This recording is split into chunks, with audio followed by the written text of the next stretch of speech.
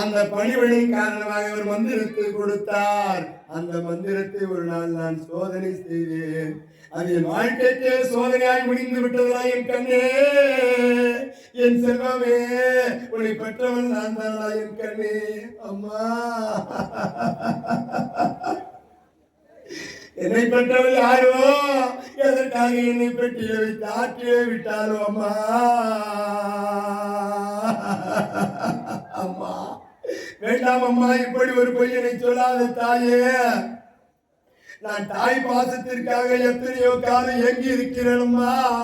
அப்பொழுதுதான் எந்த தாயுமே என்னை வந்து பார்க்கவில்லை அம்மா. அம்மா, அம்மா, நான் வளர்ந்தேன், வாலிபனானேன், அங்க தேசத்துக்கு அரசனானேன். எத்தனையோ தாய்மார்களிடத்திலே ஓடோடி வந்து என்னை பெற்றதாக சொல்வார்கள் அம்மா. அம்மா, என்னை ஈன்றெடுத்த தெய்வம் அம்மா. என் பட்டிலே வலிக்குவே என்று தங்க பெட்டியிலே பட்டு துணியை மடித்து வைத்து ஓடும் நதியிலே என்னை விட்டு விட்டாள் தாயே. அம்மா, அம்மா, எத்தனையோ தாய்மார்கள் இப்படித்தான் போலித்தனமாக வந்து என்னை பெற்றதாக சொல்வார்கள் அம்மா. அப்படி வந்து தாயாரத்திலே என் தாய் மடித்து வைத்த இந்த பட்டுச்சேலையை கொடுத்த உடனே அவர்கள் உடுத்திய அந்த எலும்புருவாகி மாண்டு போவார்கள் அம்மா. அம்மா, அந்த வேதனை உனக்கு வேண்டாம் தாயே. எடையின்றவை யாரோ, எதற்காக என்னை பெட்டியை வைத்து ஆற்றிட விட்டாரோ அம்மா. வேண்டாம் தாயே, கண்ணே, நான் சொல்வதை கேளடா. அனாது செய்தவர், அடாது செய்தவர் படாது பட்டனர் எனும் அங்கர்கோன் அருள்மொழி கேட்டு தடாத அன்புடை கெடாத தூமொழி பகர் தையலும் மையலில் தவிர்ந்து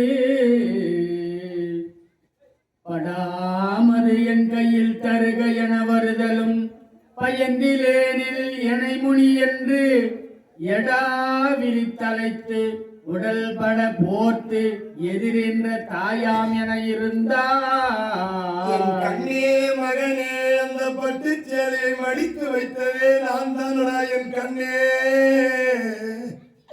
அந்த சேலையை போய் கொண்டு வாடா என் கண்ணே. உன்னை பெறாதவளாக இருந்தால் நான் மாண்டு போகின்றனா என் செல்வமே. அந்த சேலையை போய் கொண்டு வாடா என் ராஜா. அம்மா, என்னை பெற்றவள் யாரோ, எதற்காக என்னை பெட்டியில வைத்து விட்டாரோ. இன்று குந்தி தேவி என்னை வந்து பெற்றதாக சொல்கிறார்களே. இந்த தாய் இந்த ஆடையை எடுத்து வந்து கொடுத்து உடுத்தி எலும்புருவாகி மாண்டு போனால் நான் என்ன செய்வேன்? என்னை பழி வந்து சேருமே.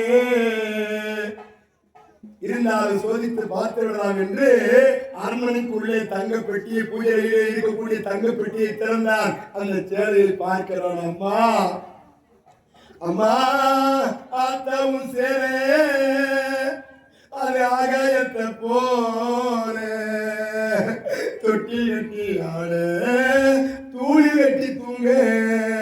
அம்மா, ஆத்திரம் மின்பிடிக்க அப்பனுக்கு தனது ஓட்ட பார்த்தால செத்தனுக்கும்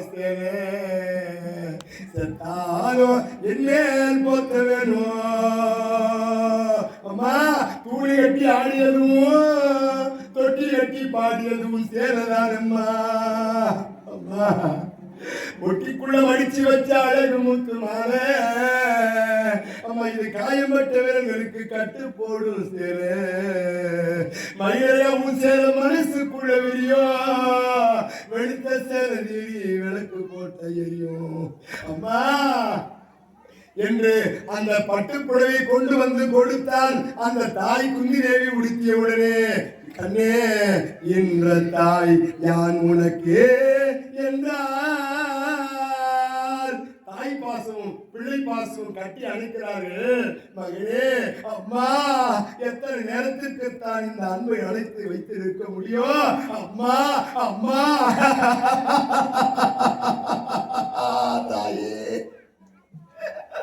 அம்மா, மகனே, மகனே, என் கண்ணே, செல்வமே.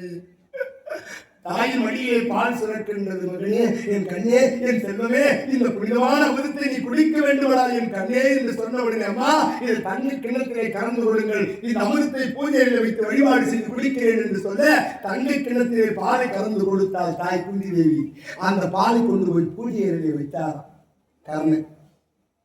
விதியாழ்வார் மாளிகையை தங்கி இருக்கிற பகவான் பார்த்தார். எதற்காக அவனை அனுப்பினேன்? அவரிடத்திலே 2 வரங்களை பெற்று வாருங்கள் என்று அனுப்பினால் பால் கொடுத்து போட்டியாரு. பாலை குடித்தால் மகனே வா என்று சொன்ன உடனே பின் ஓடி வந்து விடுவான். தாய்ப்பாசம். மகனே வாடான்னு கூப்பிட்டா வந்துடுவான். பாரத போர் நாம் நடத்த முடியுமா? பார்த்தார் பகவான். அத்தை தாய்ப்பாலை குடிக்க விடாமல் அந்த பாலை போய் தட்டுவிட வேண்டும் என்று கருப்பு பூனையாக வடிவெடுத்தார். பூஜையில் வைக்கப்பட்டிருக்கிற பாலை போய் தள்ளி விட்டார். தங்க கிணத்துல இருக்கிற பால் கீழே ஓடி போச்சு. அதான் பாலுக்கும் பூனைக்கும் பகவான் வேலை. தாய்ப்பாலை குடிச்சா குழந்தைகள் தாய் பேச்ச கேட்கும். டாக்டர் என்ன சொல்றாரு? 3 வருஷம் குழந்தைக்கு தாய்ப்பால் கொடுப்பான். டாக்டர் என்னால முடியாது டாக்டர், 6 மாசமாவது கொடுமா. 6 மாசம் தாய்ப்பால் கொடுத்துட்டு கொடுக்க சொன்னாரு டாக்டர். கொடுக்க சொன்னாரு, கொடுக்காம ஒரு 6 நாள் மட்டும் தாய்ப்பால் கொடுத்துட்டு 6 நாளைக்கு மேல புட்டி பால் குழந்தைக்கு கொடுக்குது. அது புட்டி பால் குடிச்சுட்டு தாய்ப்பால் குடிச்சா தாய் பேச்சு கேட்கும். புட்டி பால் குடிச்சுன்னா அது பின்னாடி புட்டி பேச்சு கேட்குது.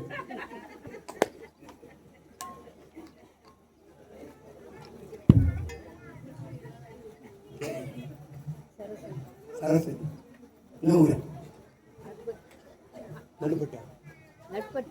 நடுப்பட்டு சரஸ்வதி தாய் 101 ரூபாய் அன்பு காணிக்கை கொடுத்திருக்கார்கள். இந்த குடும்பங்கள் பல்லாண்டுகளாக வாழ வேண்டிக் கொள்ளும். பகவான் மாத்தார் கருப்பு பூனையா போய் தட்டி விட்டார். தாய்ப்பாலை குடித்தால் தாய் பேச்சு கேட்கும். புட்டி பால் குடித்தால் அது பின்னாடி புட்டி பேச்சு தானே கேட்குது. அதுதான் 3 வருஷம் குழந்தைக்கு தாய்ப்பால் கொடுங்கன்னு சொல்றாங்க. அதனால்தான் அந்த காலத்துல பாலை கொண்டு போய் குறியில கட்டினாங்க. இந்த காலத்துல பிரிட்ஜ் மேல கொண்டு போய் வச்சிடறாங்க. பெண்ணு பிரிட்ஜ் மேல இல்லையா? Fridge, refrigerator. அது எதுக்கு வைக்கிறாங்க?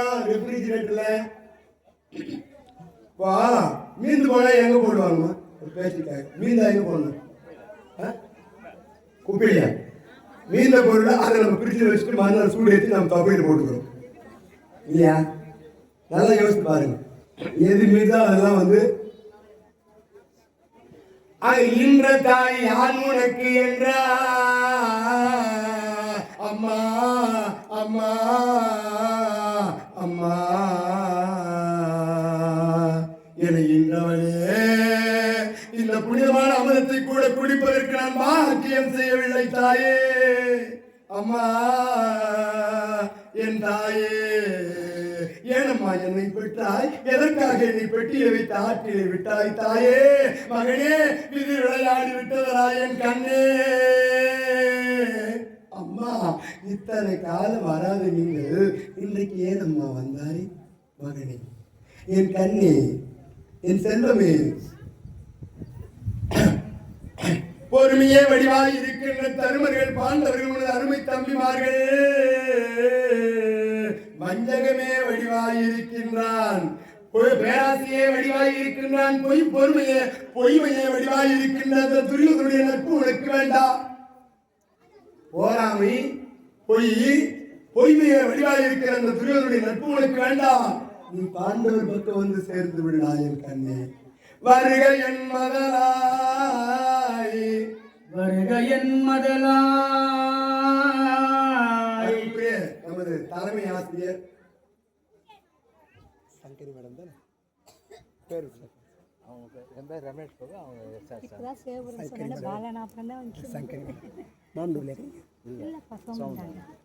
சோமநாங்கர் நடுநிலை பள்ளியிலே தலைமை ஆசிரியராக வழங்கக்கூடிய சேவூரில் பணிபுரிந்த தலைமை ஆசிரியர் சங்கரி அவர்கள், சாந்தி அவர்கள், மன்னிக்கவும் சாந்தி அவர்கள், இன்னும் ஐயா ரமேஷ் பாபு ஐயா அவர்கள் குடும்பத்தார்கள் இங்கே சிறப்பான முறையிலே அடியங்களை பாராட்டி ரூபாய் 101 ரூபாய் அன்பு காணிக்கை கொடுத்திருக்கிறார்கள். அதற்குரிய தலைமை ஆசிரியர், சிறந்த ஆசிரியர் பெருந்தகை, நல்ல ஆசிரியர் விருது பெற்றவர்கள், பல்வேறு மாணவர்களுக்கெல்லாம் அற்புதமான முறையிலே பாடம் சொல்லிக் கொடுத்தவர்கள், சேவூரிலே 10 ஆண்டு காலம் சிறப்பாக பணிபுரிந்தவர்கள், மாமண்டூர் கிராமத்திலே பணிபுரிந்தவர்கள், இப்பொழுது சோமந்தாங்கல் என்று சொல்லும்படியான பள்ளியிலே தலைமை ஆசிரியராக விளங்கக்கூடியவர்கள் இங்கே வருகை தந்து அம்மனை வேண்டி அடியங்களுக்கு சிறப்பு செய்த அந்த குடும்பத்தார்கள் எந்த விதமான குறையும் இல்லாமல் நீண்ட ஆயுள் நிறைந்த செல்வங்களை பெற்று வாழ்வாங்க வாழ வேண்டுமாய் எல்லாம் வல்ல இறைவனை வேண்டிக் கொள்கிறோம்.